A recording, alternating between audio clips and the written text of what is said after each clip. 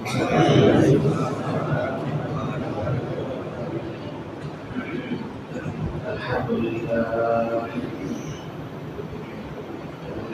لله وكفى وسلام على عباده الذين اصطفى أما بعد فأعوذ بالله من الشيطان الرجيم بسم الله الرحمن الرحيم وقال الرسول يا رب إن قوم اتخذوا هذا القرآن مهجورا وقال النبي صلى الله عليه وسلم خيركم من تعلم القرآن وعلمه أو كما قال عليه الصلاة والسلام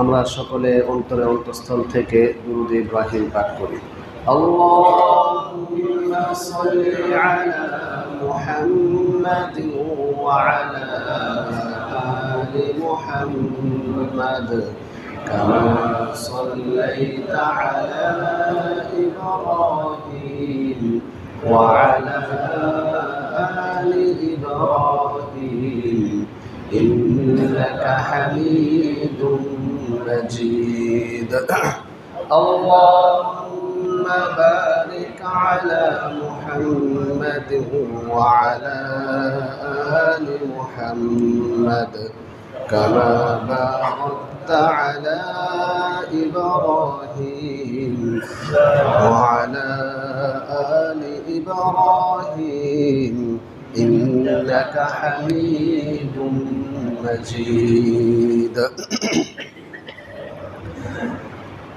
الحمد لله আল্লাহ তাআলার অশেষ মেহেরবানি যে আল্লাহ পাক রব্বুল আলামিন আমাদেরকে পবিত্র জুমার দিনে এই মুহূর্তে আল্লাহ তাআলার মহান বড় এক হুকুম জুমার নামাজ আদায় করার জন্য মসজিদে আসার তৌফিক দান করেছেন। পাশাপাশি কোরআন ও হাদিস থেকে কিছু আলোচনা শোনার ব্যবস্থা করেছেন। এজন্য আমরা সকলে দিল থেকে শুকরিয়া আদায় করি আলহামদুলিল্লাহ।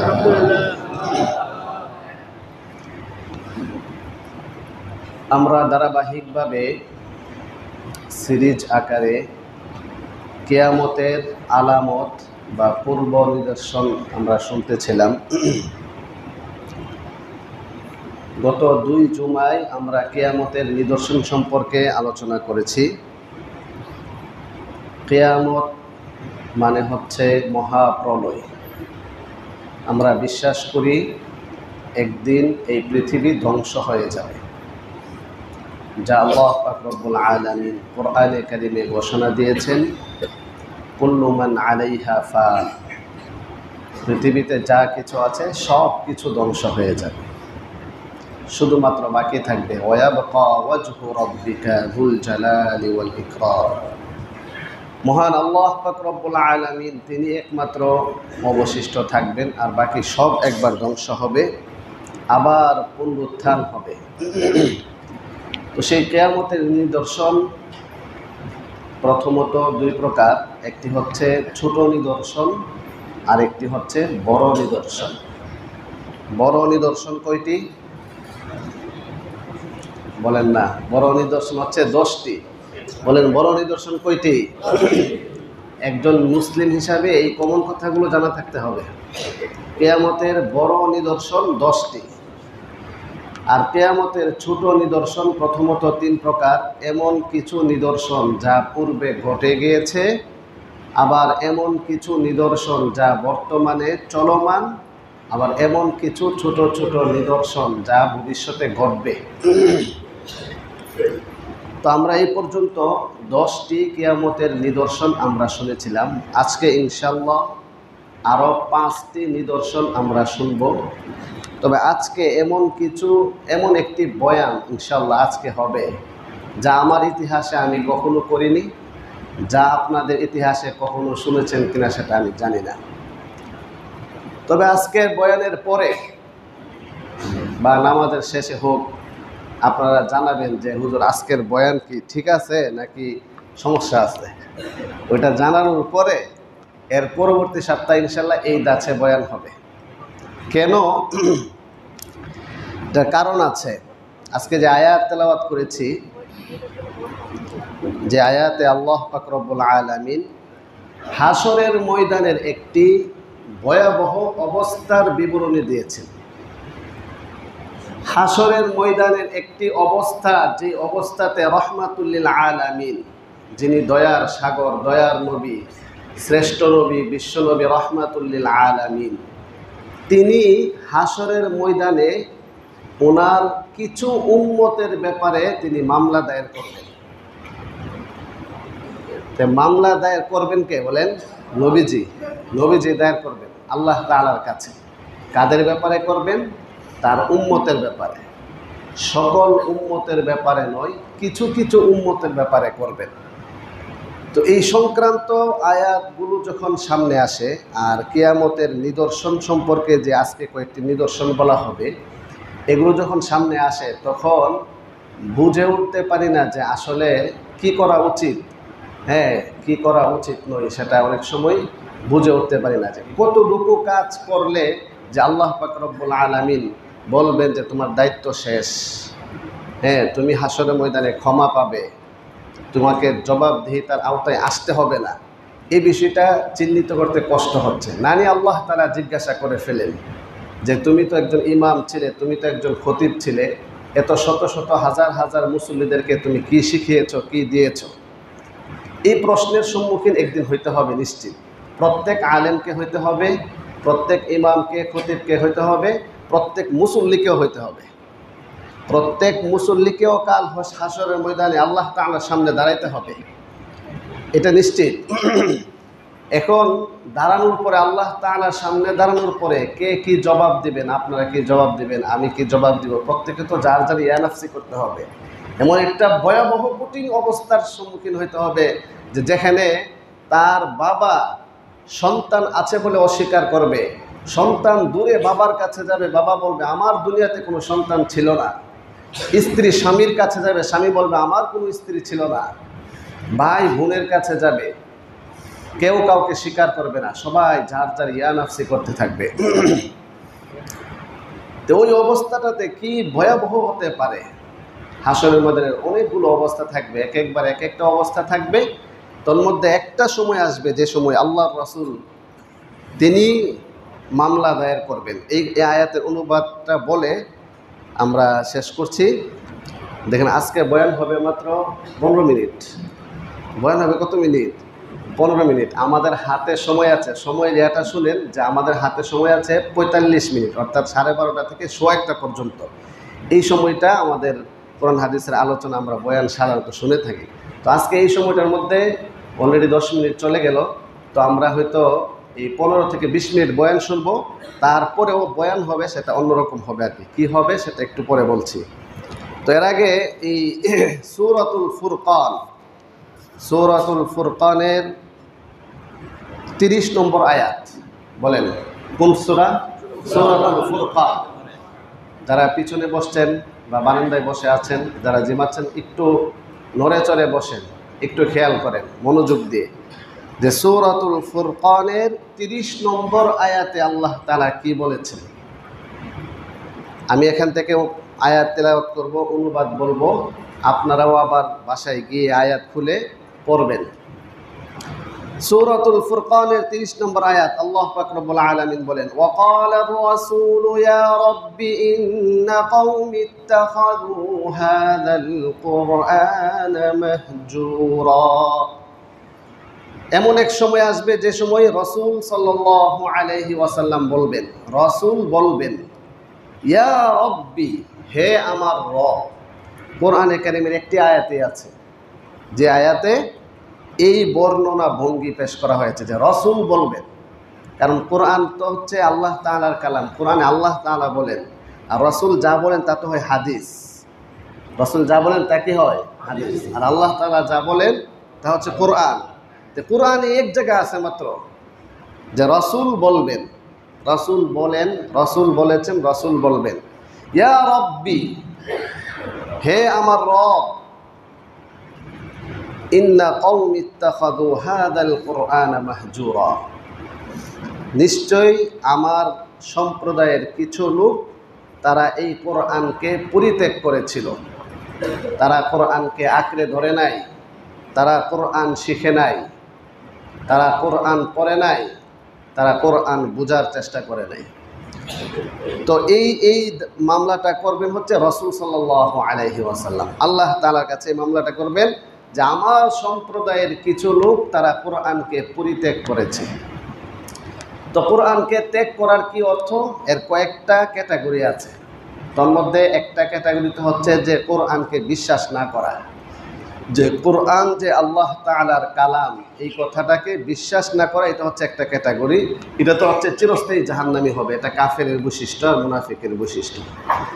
আর 2 নম্বর ক্যাটাগরি হচ্ছে যারা কোরআনকে বিশ্বাস করতো ঠিক, কিন্তু কোরআনকে তারা মানত না।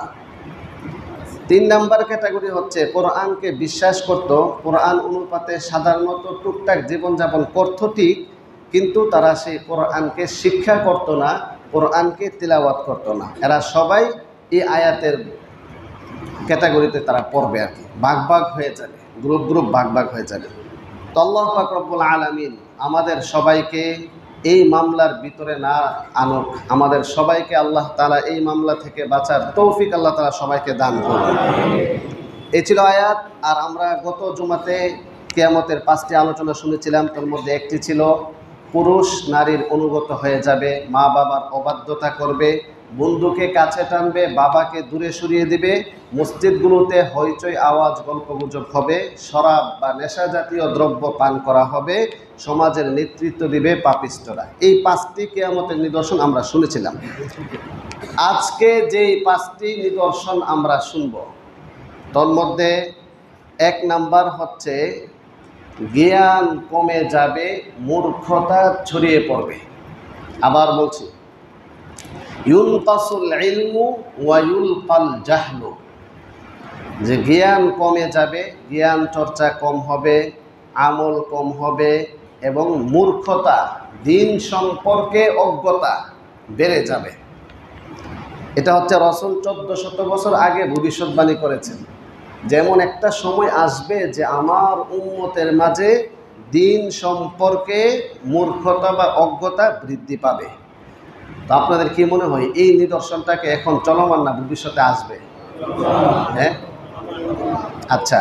তারপরে অন্য আরেকটি হাদিস শুনেন, যে হাদিসে রাসূল কারীম সবাই পড়েন সাল্লাল্লাহু আলাইহি ওয়াসাল্লাম ইরশাদ করেন, ইয়াতি আলান নাসি জামানুন, এমন একটি সময় আসবে, এমন একটি মুহূর্ত, যুগ আসবে, যেই যুগে লা ইয়াবকাল ইসলাম ইল্লা ইসমু ওয়া লা ইয়াবকা মিনাল কুরআন ইল্লা রাসমু, ইসলাম নামে থাকবে, কোরআন রসুম রেওয়াজ হিসাবে থাকবে। কোরআনের বাস্তবতা, কোরআনের বিধান প্রচলন সেটা থাকবে না, বাকি কোরআনের একটা রসুম রেওয়াজ হিসাবে থাকবে। এই হচ্ছে রাসূলের 1400 বছর আগের ভবিষ্যৎবাণী, যে ইসলাম নাম কাওয়াজতে থাকবে আর কোরআন রসুম আর রেওয়াজ হিসাবে থাকবে। রসুম রেওয়াজ বুঝছেন তো? রসুম রেওয়াজ এর আরেকটা বাংলা বললে কি হবে, মানে প্রচলন। এটা প্রচলিত গতানুগতিক নিয়ম অনুপাতে আছে আর কি, কার্যকারিতা নাই এমন। তো এই যে আল্লাহ রাসূল ভবিষ্যৎবাণী করেছিলেন 1400 বছর আগে, আপনাদের কি মনে হয় এটা কি এখন চলমান নাকি সামনে আসবে? চলমান মনে হয়। আচ্ছা, তো এই হচ্ছে 1 নাম্বার কিয়ামতের নিদর্শন। তো এটা যদি আমরা ব্যাখ্যা করি, বিশ্লেষণ করি, তাহলে তো আমরা বুঝতে পারবো। এবার আমি আপনাদেরকে কিছু প্রশ্ন করব, এই প্রশ্নগুলা শুনবেন, এই প্রশ্নগুলার জবাব দিবেন না। না আবার বলছি, বুঝেন, নাহলে পেছ লেগে যাবে। হ্যাঁ, যে কতগুলো প্রশ্ন করব, এই প্রশ্নগুলোর জবাব আপনাদের দেওয়ার দরকার নাই, শুধু এই প্রশ্নগুলোর জবাব প্রত্যেকে নিজে মনে মনে দিবেন। যদি বলি হাত তোলেন, তাহলে হাত উঠাবেন না, মনে মনে হাত উঠাবেন। কারণ যদি হাত উঠান আপনি, তাহলে হয়তো আপনি লজ্জাবোধ করতে পারেন বা লজ্জায় হাত নাও উঠাতে পারেন। এই জন্য প্রশ্নটা আমি করব, আর সেই প্রশ্নটা প্রত্যেকে নিজে মনে মনে জবাব দিবেন। হাত উঠাতে বললে মনে মনে হাত উঠাবেন, বাস্তবে হাত উঠাতে হবে না। ঠিক আছে? আমার কথাটা কি বুঝতে পেরেছেন? হ্যাঁ, শোনেন। 1 নাম্বার, এখানে আমরা যারা উপস্থিত আছি আমাদের মধ্যে সবাই একরকম না। অনেকেই আছে কোরআন পড়তে পারি, অনেকেই আছে কোরআন পড়তে পারি না, অনেকে আছে নামাজের দোয়া দরুদ ফরজ এগুলো জানি, অনেকে জানি না, অনেকে এমন থাকতে পারি। অনেকে আমরা কোরআন পড়তে পারি তবে শুদ্ধ না। বিভিন্ন ক্যাটাগরির আমরা এখানে থাকতে পারি।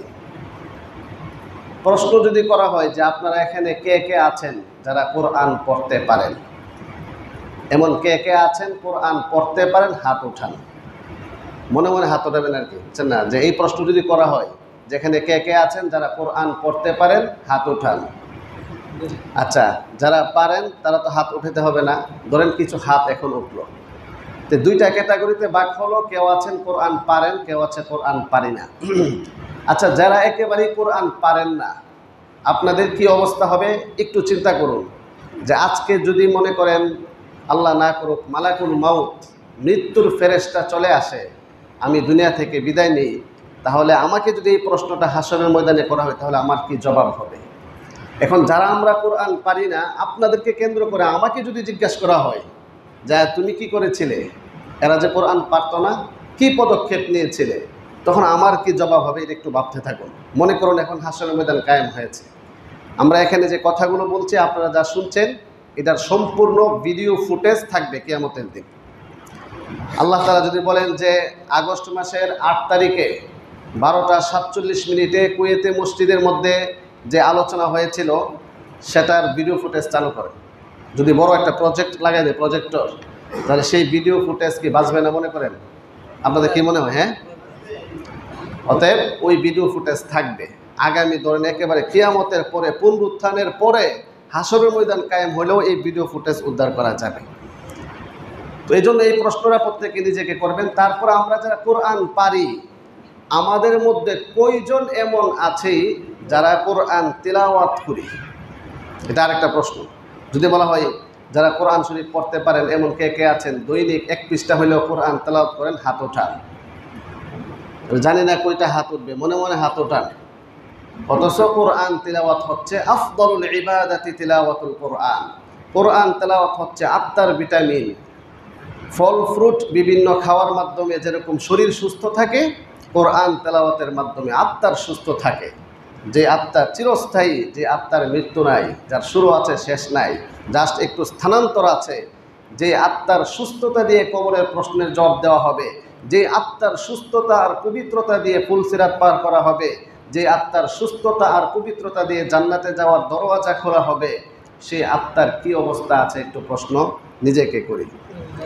এবার যারা আমরা কোরআন পারি, যদি এরকম 10-15 জন পাওয়া যায় যে না আমরা প্রতিদিন কোরআন তেলাওয়াত করি, প্রতিদিন না হলেও সপ্তাহে করি, সপ্তাহে না হলেও মাসে করি, মাসে না হলেও বছরে একবার রমজান মাসে করি, এমন অনেকে আছে যে রমজান মাস আসলে আমরা অনেক সময় কোরআন পড়ি, কোরআন তেলাওয়াত করি, রমজান চলে গেলে হয়তো আর পড়ি না, আর তেলাওয়াত করি না, এমনও থাকতে আমরা পারি। 3 নম্বর প্রশ্ন হচ্ছে যারা আমরা কোরআন তেলাওয়াত করি এমন কতজন এখানে পাওয়া যাবে যে কোরআন বুঝে বুঝে পড়ি? হ্যাঁ, কোরআন বুঝে বুঝে পড়ি। এটা একটা বিতর্ক আছে যে কোরআন না বুঝে পড়লে সওয়াব হবে কি হবে না, এটা একটা বিতর্ক আছে। কিন্তু আমি বলতে চাই যে কোরআন না বুঝে পড়লে তার যে সওয়াবের কোয়ালিটি হবে আর কোরআন বুঝে পড়লে একই সমান কোয়ালিটি হবে, এখানে দ্বিমত নাই। কোরআন বুঝে পড়লে তার প্রভাব অনেক বেশি, তার সওয়াবের কোয়ালিটি অনেক বেশি, এতে কোনো সন্দেহ নাই, এখানে কোনো দ্বিমত নাই।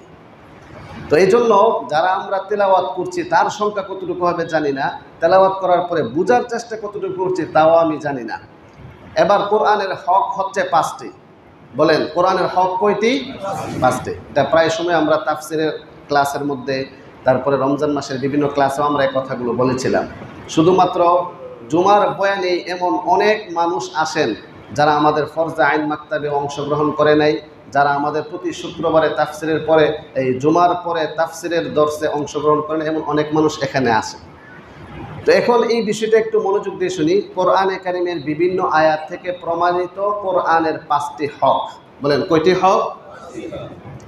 যারা পিছনে বসছেন বুঝতেছেন কোরআনের হক কয়টি? 5টি। 1 নাম্বার ঈমান আনয়ন। বলেন 1 নাম্বার কি? ঈমান আনয়ন। আমরা এই কথা বিশ্বাস করি এই কোরআন কার কালাম? আল্লাহ তাআলার কালাম। এই কোরআন মানব রচিত নয়। এই কোরআন হচ্ছে সর্বশ্রেষ্ঠ গ্রন্থ, শেষ গ্রন্থ, এরপরে আর কোনো গ্রন্থ আসবে না। এটাই হচ্ছে কিয়ামত আগ পর্যন্ত চলমান থাকবে। এই কোরআন আল্লাহ তাআলার বাণী। আল্লাহ তাআলা হচ্ছেন আমাদের স্রষ্টা। আমরা আল্লাহ তাআলাকে দেখি না, তবে আল্লাহ তাআলার বাণী সৃষ্টি নয়, সত্য, সেটাকে আমরা দেখি। তাহলে কি দাঁড়ালো? অদৃশ্য স্রষ্টার দৃশ্য বাণী। আবার খেয়াল করেন, বলেন এই কোরআন হচ্ছে অদৃশ্য স্রষ্টার দৃশ্যবাণী। কোরআন আমরা দেখি, কোরআন পড়তে পারি, কোরআন হাতে নিতে পারি, কোরআনকে চুমু খেতে পারি, কোরআনকে বুকে ধারণ করতে পারি, কোরআনের প্রতি ভালোবাসা, মোহাব্বত, আজমত, মর্যাদা প্রকাশ করতে পারি। তো এই জন্য কোরআনকে আমরা বিশ্বাস করি এটা আল্লাহ তাআলার কালাম। কোরআন সন্দেহমুক্ত জ্ঞান, সংস্কার মুক্ত গ্রন্থ। যেমন না যে কোরআনকে সংস্কার করতে হবে। কোরআনের শব্দচয়ন, ভাষা, বাক্য, এই সবগুলো আল্লাহ প্রদত্ত। এখানে মানুষের কোনো স্পর্শ নেই, মানুষের কোনো হাত নেই। 2 নম্বর হচ্ছে এই কোরআনের বিশুদ্ধ তিলাওয়াত শিক্ষা করা, এটি কোরআনের একটি হক, এটি ফরজে আইন। বলেন তাহলে 1 নম্বর কি কোরআনের হক? ঈমান আনয়ন। এটা তো অবশ্যই আলহামদুলিল্লাহ আমরা সবাই করি। 2 নম্বর হচ্ছে বিশুদ্ধ তিলাওয়াত শিক্ষা গ্রহণ। 3 নাম্বার হচ্ছে কোরআনের আদেশ নিষেধ, কোরআন অনুপাতে জীবন যাপন। 3 নাম্বার। 4 নাম্বার হচ্ছে কোরআন নিয়ে চিন্তা গবেষণা করে হৃদয়ঙ্গম করা, উপলব্ধি করা। এটা হচ্ছে কয় নাম্বার? 4 নাম্বার। 5 নাম্বার হচ্ছে এই কোরআনের মেসেজ চূড়ান্ত সত্যবাণী অন্যের নিকট পৌঁছানো, যেটাকে দাওয়াত ও তাবলীগ বলা হয়। এই হলো কোরআনের 5টা হক। বলেন কোরআনের হক কয়টি? 5টি। 1 নাম্বার ঈমান আনয়ন, 2 নাম্বার বিশুদ্ধ তিলাওয়াত শিক্ষাকরণ, 3 নাম্বার সে অনুপাতে আমল করা, জীবন যাপন করা, 4 নাম্বার কোরআন বোঝার চেষ্টা করা, উপলব্ধি করা, 5 নাম্বার তাবলীগ করা, সেটাকে অন্যের নিকট প্রচার পৌঁছানো। এই হচ্ছে কোরআনের 5টি হক। বলেন এই কোরআনের 5টি হক আমরা কে কত % আদায় করেছে? এটা একটা প্রশ্ন। কাল হাশরের ময়দানে যদি আল্লাহ পাক রব্বুল আলামিন বলেন ওয়ামতাজুল ইয়াউমা আইয়ুহাল মুজরিমুন, হে পাপিষ্ঠরা তোমরা আলাদা হয়ে যাও, সেখানে যদি ভাগ ভাগ করা হয়, যারা কোরআনের 5টা হকের মধ্যে 2টা হক আদায় করো নাই তারা আলাদা হও, কোরআনের 5টা হকের মধ্যে 3টা হক যারা এই আদায় করো নাই তারা আলাদা হও, তাহলে বলেন প্রত্যেকে আমরা নিজে চিন্তা করি যে আমরা কে কোন ক্যাটাগরিতে যাব, কে কোন গ্রুপে পড়ে যাব, ওটা আমাদেরকে চিন্তা করতে হবে। তো এখন কিয়ামতের একটি নিদর্শন হচ্ছে অজ্ঞতা, মূর্খতা, দিন সম্পর্কে অজ্ঞতা, মূর্খতা বেড়ে যাবে।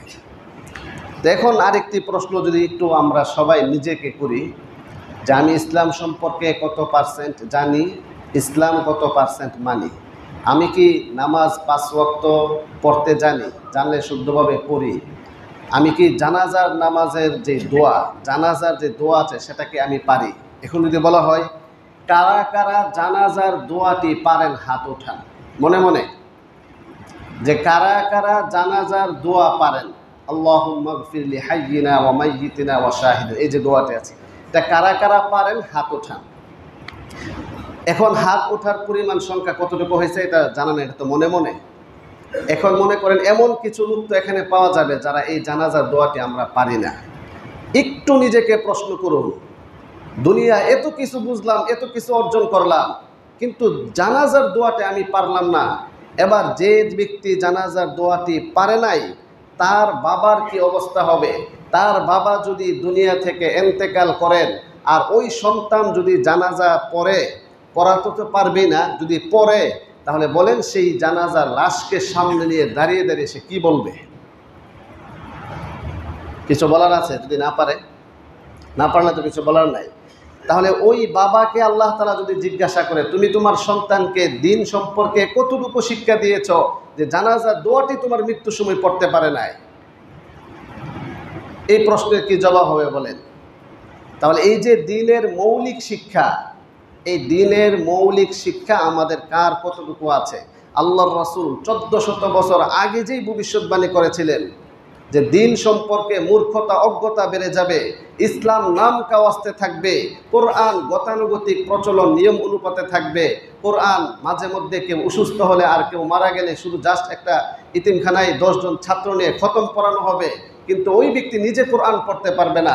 যার বাবা দুনিয়া থেকে বিদায় নিল, এবার সন্তান বাবা মারা যাওয়ার পরে একটা খতম পড়াইলো আর কুলখানি করলো, এটি শেষ হয়ে গেল। এই জন্যই কি কোরআন নাজিল করা হয়েছিল। কোরআনের হক কি শুধু জাস্ট এটাই যে মাঝে মধ্যে কোরআন খতম করা হবে, রমজান মাস আসলে একটু পড়া হবে, আর সারা বছর কোরআন এই রেখের উপরে পরে থেকে সেটার উপরে ধুলাবালি পড়তে পড়তে পড়তে পড়তে উঁচু হয়ে যাবে? কোরআনকে এই জন্যই নাজিল করা হয়েছিল। কাল হাসরের ময়দানে যদি রাসূল এই মামলা দায়ের করেন, বলেন সেই মামলার আসামি কারা কারা হব আমরা? এই জন্য এখন থেকেই এখনও সুযোগ আছে, একটু সাবধান, একটু সতর্ক, একটু সচেতন হয়ে দিনের জন্য একটু সময় দেওয়া। দুনিয়ার জন্য যদি আমি 24 ঘন্টার মধ্যে 16 ঘন্টা দুনিয়ার জন্য সময় দিতে পারি, জাগতিক কার্যক্রমে সময় দিতে পারি, বলেন পরকালের জন্যে যেই জীবনের শুরু আছে শেষ নাই, চিরস্থায়ী জীবনের জন্য কি 1 ঘন্টা সময় দেওয়া সম্ভব হয় না? এই প্রশ্নটা নিজেকে একটু করি। আমরা এখানে এই কোরআন সবাই শিখুক, কোরআন সবাই পারুক, কোরআনের শিক্ষা সার্বজনীন হয়ে যাক, ছোট্ট শিশু থেকে নিয়ে একদম 80 বছরের বৃদ্ধ পর্যন্ত সবাই এই কোরআনের সংস্পর্শে চলে আসুক, কোরআন সবাই শিখতে পারুক। শিখতে না পারলেও কমপক্ষে চেষ্টায় জড়িত হোক। এমন হইতে পারে যে আমি হয়তো এই 1 মাস 2 মাস 5 মাস চেষ্টা করার পরেও হয়তো আমার হচ্ছে না, শব্দটা সঠিকভাবে উচ্চারণ হচ্ছে না, কিন্তু চেষ্টাটুকু করার কারণে তো এই কথা বলতে পারবো যে আল্লাহ আমি তো চেষ্টা করেছিলাম কিন্তু সফল হতে পারি নাই। তো আল্লাহ তাআলা বলবেন, বান্দা তুই যেহেতু ইখলাসের সাথে চেষ্টা করেছস, এই চেষ্টার বিনিময়ে আল্লাহ পাক রব্বুল আলামিন ক্ষমা করে দিবেন। সুবহানাল্লাহ। কিন্তু এই চেষ্টায় যদি আমরা অংশগ্রহণ না করি, বলেন ওই সময় কি জবাব দেওয়া হবে? এই কারণে আসুন একটু সময় দেন, দিয়ে কোরআন আমরা শিখি। আমরা অনেকবার চেষ্টা করেছি। সর্বপ্রথম আমি যখন নতুন এসেছিলাম, বাইতুল মুকাদ্দাম ফরজে আইন মাকতাব ক্লাস 5 থেকে ক্লাস 9 পর্যন্ত বা 10 পর্যন্ত স্কুলগামী শিক্ষার্থীদের জন্য আমরা কোরআন শিক্ষার ব্যবস্থা করেছিলাম 21 দিন। সেখানে আমরা তাদেরকে পুরস্কার বিতরণ করে তারপরে ফরজে আইন মাকতাব আমরা সূচনা করেছিলাম, যেখানে ছাত্র হয়েছিল প্রায় 170 জন। নিয়মিত প্রায় 100 থাকতো, আর বাকিটা হয়তো কম বেশি হতো। 100 আমরা দীর্ঘ 2-2.5 মাস আমরা সেটা চালু করেছিলাম। অনেক দিন পর্যন্ত আমরা বলতেছিলাম যে এই ফরজে আইন মাকতাব চালু করব, কিন্তু বিভিন্ন কারণেই হয়তো এটা চালু হচ্ছে না। এখন থেকে ইনশাআল্লাহ জুমার বয়ানেই এটা ফরজে আইন মাকতাব। কথা বুঝছেন?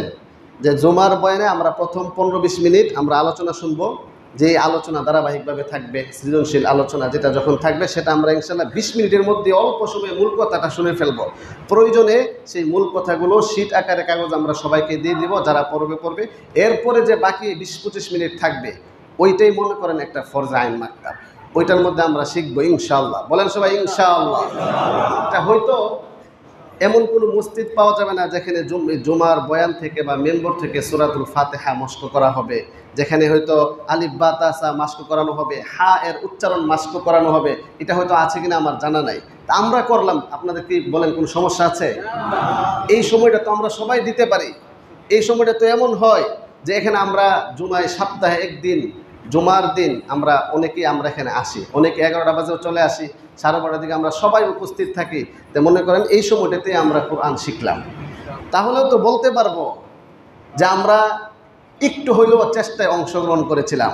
আল্লাহ তাআলা যদি কাল হাসরের ময়দানে এই জুমার আলোচনায় যারা অংশগ্রহণ করে কোরআন শিক্ষার চেষ্টায় যারা লিপ্ত ছিলেন, আল্লাহ তাআলা যদি সবাইকে ক্ষমা করে দেন, তাহলে আমরা ওই সমস্ত লোকরাও তো ক্ষমা পাবো যারা চেষ্টা করেও শিখতে পারি নাই। আল্লাহ যদি বলেন যে বাইতুল মুকাদ্দাম কুয়েতি জামে মসজিদে জুমার বয়ানের শেষ 20 মিনিট যারা কোরআন শিক্ষাতে অংশগ্রহণ করেছিল, চেষ্টাটুকু করেছিল, আমি আল্লাহ পাক রব্বুল আলামিন তাদেরকে ক্ষমা করে দিলাম, তখন তো আমরা সফল হয়ে যাব। এজন্য আমার এই প্রস্তাবটা থাকবে। এই আর কয়েক মিনিটে বাকি যে 4টা নিদর্শন, একটা তো আমরা শুনলাম, কিয়ামতের একটা নিদর্শন কি বলেন? যে রাসূল 1400 বছর আগে বললেন দিন সম্পর্কে অজ্ঞতা বৃদ্ধি পাবে, মূর্খতা বেড়ে যাবে, ইসলাম নাম কাওয়াস্তে থাকবে, কোরআন রসুম রেওয়াজ হিসাবে থাকবে। এখন এই যে সতর্কবাণী রাসূল 1400 বছর আগে করেছেন, এর মানে কি আমরা দিন সম্পর্কে অজ্ঞ থাকার জন্য বলেছেন, নাকি এর থেকে বেঁচে থাকার জন্য? আচ্ছা, 2 নম্বর, সময় শেষে 2 নম্বর, কৃপণতা বৃদ্ধি পাবে। যে কৃপণতা বৃদ্ধি পাবে এমন কিছু মানুষ থাকবে, এটা লম্বা একটা আলোচনার সময় লাগবে, যে কৃপণতার ডিফিনেশন বা কৃপণতার কোয়ালিটি আছে অনেকগুলো।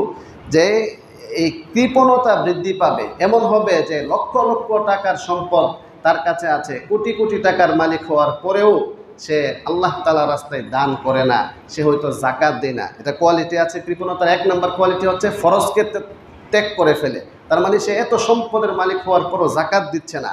2 নম্বর কৃপণতায় আসবে, সে জাকাত দিচ্ছে, হজ করেছে, কিন্তু তার আত্মীয় স্বজনের হক আদায় করে না। আত্মীয় স্বজন একজন অসুস্থ, তার কাছে ব্যাংকে 1 কোটি টাকা আছে, সে এখানে 50,000 টাকা দিতে পারে, কিন্তু সে দেয় না। এটা হচ্ছে ওয়াজিব তরফ। জাকাত না দিলে ফরজ তরফ। আর আত্মীয় স্বজনকে একেবারে কাছের নিকট আত্মীয় স্বজন যেনারা আছেন তাদেরকে যদি অপারগ অক্ষমতার অবস্থায় সে দান না করে, তাহলে ওয়াজিব তরফ। 3 নম্বর কোটি হচ্ছে না, সে আত্মীয় স্বজনের হক আদায় করে ঠিক, কিন্তু সে গরিব এতিম মিসকিন তাদেরকে দান করে না। 4 নম্বর হলো দান করে ঠিক, কিন্তু সেটা পর্যাপ্ত না। যেখানে সে 1000 টাকা দিতে পারবে সেখানে 100 টাকা দিয়ে শেষ করে ফেলে। বলেন সে কি দানবী না কিপটা? কৃপণ। আল্লাহ তাআলা সেই রাসূল 1400 বছর আগেই বলেন যে কৃপণতা বৃদ্ধি পাবে। আল্লাহ তাআলা আমাদের সবাইকে এই কৃপণতা, বুখলুন, শুহুন এইগুলা থেকে আমাদেরকে হেফাজত করুন। 3 নাম্বার কিয়ামতের নিদর্শন, অশ্লীলতা ব্যাপক হারে বৃদ্ধি পাবে, সমাজে নৈতিক অধঃপতন ঘটে যাবে। বলেন হচ্ছে কিনা? 4 নাম্বার, সকালে মুমিন বিকালবেলা কাফের, বিকালবেলা মুমিন সকালে কাফের, ঈমান হারা হয়ে যাবে। বলেন নাউযুবিল্লাহি মিন যালিক। এটাও একটু লম্বা আলোচনার দাবি রেখেই বর্তমানে এই পরিস্থিতি চলছে। তারপরে 5 নাম্বার হচ্ছে কোরআনের শাসন উপেক্ষিত হবে। আজকে 1994 সালে ইসলামিক বিধান, কোরআনের যে বিধান ছিল সেটা বিলুপ্ত হয়। সেই 1994 থেকে নিয়ে আজ পর্যন্ত এই কোরআনী শাসন উপেক্ষিত অবস্থায় আছে, যা রাসূল 1400 বছর আগে ভবিষ্যৎবাণী করেছেন।